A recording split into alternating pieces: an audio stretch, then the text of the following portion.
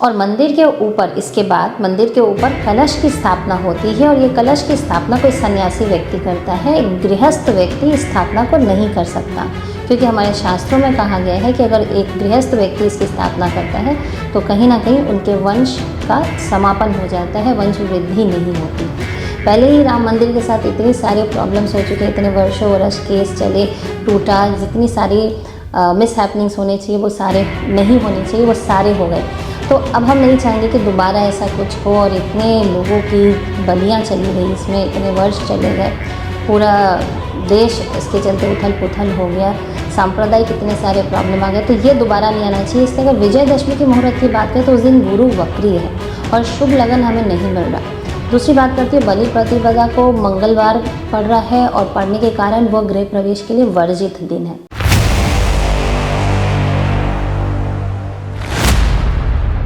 नमस्कार मैडम।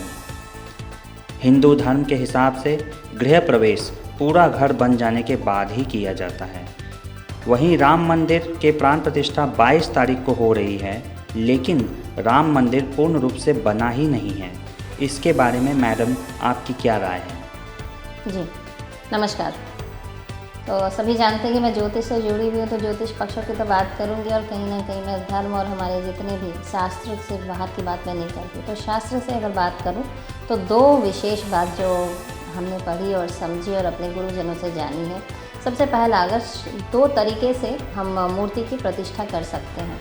तो पहली क्या होती है कि अगर मंदिर कार्य पूरा कंप्लीट हो चुका है, संपूर्ण मंदिर के बनने पर देव प्रतिष्ठा होती है और वहाँ पर गर्भगृह में देव को प्रतिष्ठित किया जाता है।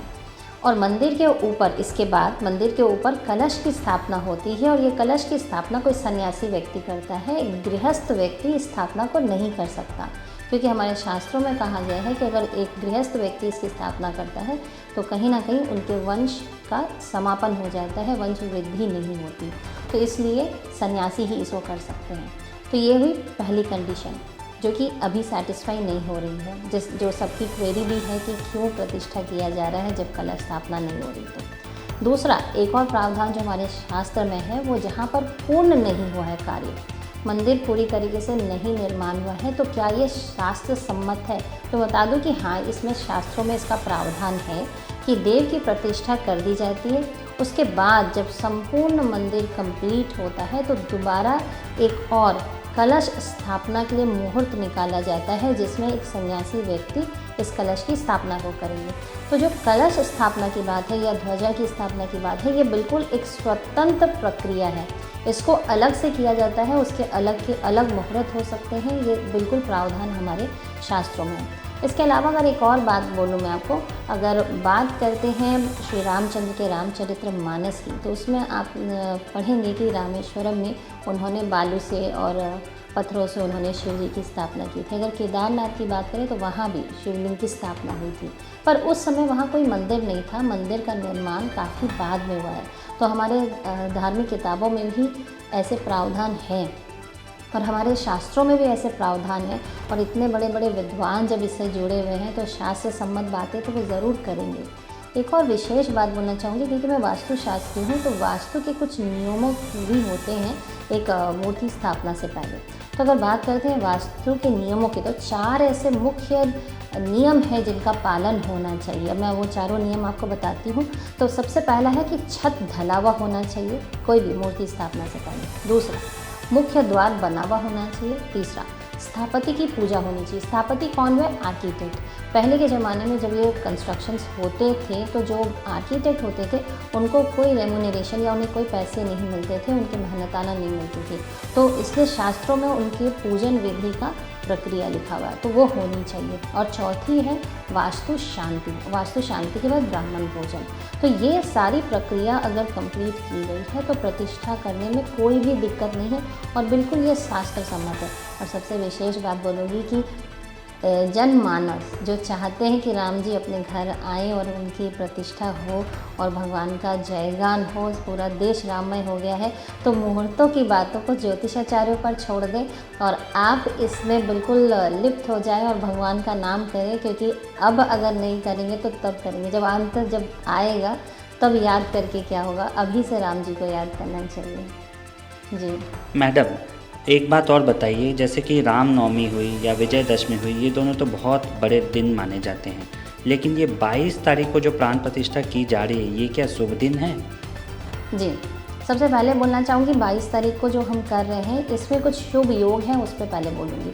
इसके बाद बताऊँगी जो आपका सवाल है। काफ़ी सारे लोगों का ये सवाल मेरे पास आ भी रहा है कि विजयदशमी को क्यों नहीं कर रहे, बलि प्रतिपदा को क्यों नहीं कर रहे, रामनवमी को क्यों नहीं है, इन सब पे आऊँगी। पर सबसे पहले बोलना चाहूँगी 22 तारीख को मेष लगन है, ठीक है। और इस दिन अगर देखा जाए तो वृश्चिक का नवमांश है, तो और वृश्चिक ही आज के समय में हमारे देश को चला रहा है। तो वृश्चिक का नवमांश होना हमारे देश के लिए काफ़ी उन्नति देगा। अभिजीत मुहूर्त पे ये काम हो रहा है और मृगशीरा नक्षत्र में हो रहा है, जो कि बहुत ही शक्तिशाली नक्षत्र है। और कहीं ना कहीं यहाँ पे इंद्र योग बन रहा है। इसके अलावा इसमें आनंद योग, सर्व सिद्धि योग, अमृत सिद्धि योग और राजयोग बन रहा है। राजयोग ऐसे बन रहा है क्योंकि लगन में लग्नेश हमारे मंगल है और नवमांश में गुरु, इन दोनों का परस्पर एक संबंध बन रहा है, जिसके चलते राजयोग हो रहा है, जो हमारे राज्य की, देश की उन्नति के लिए बहुत ही महत्वपूर्ण है। अब बात करती हूँ सूर्य की। सूर्य क्या है, ये मकर राशि में है। तो अगर सूर्य मकर राशि में रहता है तो राज्य की वृद्धि के लिए ये बहुत ही अच्छा योग बनता है। अब बात करती हूँ विजयदशमी की। विजयदशमी में क्यों नहीं बना रहे, मैं समझ सकती हूँ कि व्यक्ति का सेंटिमेंट्स उससे जुड़ा हुआ है, तो व्यक्ति हमेशा इंपॉर्टेंट डेट्स के साथ इंपॉर्टेंट इवेंट्स को कनेक्ट करना चाहते हैं, पर कोई ज़रूरी नहीं है कि वो इंपॉर्टेंट डेट्स पे अच्छा मुहूर्त हो। सबसे इंपॉर्टेंट है कि मुहूर्त अच्छा होना चाहिए। पहले ही राम मंदिर के साथ इतनी सारे प्रॉब्लम्स हो चुके हैं, इतने वर्षों वर्ष केस चले, टूटा, जितनी सारी मिस हैपनिंग्स होने चाहिए वो सारे नहीं होने चाहिए, वो सारे हो गए। तो अब हम नहीं चाहेंगे कि दोबारा ऐसा कुछ हो और इतने लोगों की बलियां चली गई, इसमें इतने वर्ष चले गए, पूरा देश इसके चलते उथल पुथल हो गया, सांप्रदायिक इतने सारे प्रॉब्लम आ गए, तो ये दोबारा नहीं आना चाहिए। इसलिए अगर विजयदशमी की मुहूर्त की बात करें तो उस दिन गुरु वक्री है और शुभ लगन हमें नहीं मिल रहा। दूसरी बात करती है बलि प्रतिपदा को मंगलवार पड़ रहा है और पढ़ने के कारण वह गृह प्रवेश के लिए वर्जित दिन है। अब नक्षत्रों की बात अगर करते हैं तो अनुराधा नक्षत्र है, लेकिन घाट चक्र उस दिन शुद्ध नहीं मिल रहा। इस दिन अग्निवान है। अग्निवान होने से क्या होता है कि वहाँ पे कोई अग्नि जनित दुर्घटना होने की संभावना रहती है। तो हम अब नहीं चाहेंगे कि ऐसा कुछ दोबारा हो और लोगों के सेंटिमेंट्स को, आस्था को ठेस पहुँचे। तो दूसरे मुहूर्तों की अगर बात करें तो कहीं ना कहीं कभी पक्ष की शुद्धि नहीं मिल रही है, तो कहीं पर तिथि की शुद्धि नहीं मिल रही है और कहीं पर वाण की शुद्धि नहीं मिल रही है। गुरु हम चाहते हैं कि बहुत शक्तिशाली हो और जितने ज्योतिषाचार्य हैं, जितने बड़े बड़े लोगों ने इस मुहूर्त को निकाला है, वो सब बहुत ही ज्ञानी विद्वान लोग हैं, तो सब हमेशा चाहेंगे कि गुरु स्ट्रांग होना चाहिए। लेकिन अगर बात करते हैं कहीं ना कहीं विजयदशमी की, तो उस दिन वो गुरु स्ट्रांग हमें उस हिसाब का नहीं मिला जो हमें ये 22 तारीख का मिल रहा है। तो मुहूर्त के पॉइंट ऑफ व्यू से देखा जाए तो ज़्यादा शक्तिशाली मुहूर्त यही है। अब अगर बात करते हैं रामनवमी की, तो अगर रामनवमी के दिन की बात करें तो उस दिन मेष लगन पाप कर्तरी में है। दूसरा अगर देखा जाए तो उस दिन गुरु की पोजीशन या पक्ष की, जो अगर हम पक्ष देखते हैं या फिर तिथि देखते हैं, ये सब की शुद्धि 22 जनवरी जितनी अच्छी नहीं है। अब बात करते हैं 22 जनवरी की। अगर 22 जनवरी की जन्मपत्रिका बनाते हैं जिसमें आप ग्रहों के पोजीशंस को देखेंगे तो गुरु लगन में बैठे हैं, तो अगर गुरु लगन में बैठे हैं तो उनकी दृष्टि 5th हाउस में, 7th हाउस में और 9th हाउस, इन तीनों घरों पर पड़ रही है, जो कि सर्वश्रेष्ठ उत्तम मुहूर्त है। अगर बात करते हैं मकर के सूर्य है, तो हम जानते हैं हमारे ज्योतिषी सारी इस बात को जानते हैं कि अगर मकर के सूर्य हो तो बहुत सारे मिस हैपनिंग्स को वो कंट्रोल करते हैं और कहीं ना कहीं वो बहुत ही दोषों को दूर करते हैं।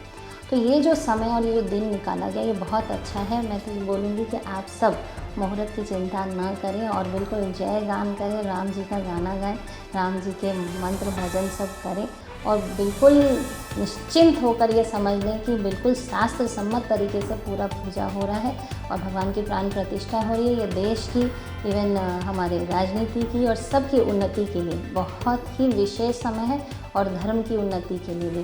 तो सबको जय श्री राम, जय Shri Ram. Thank you madam.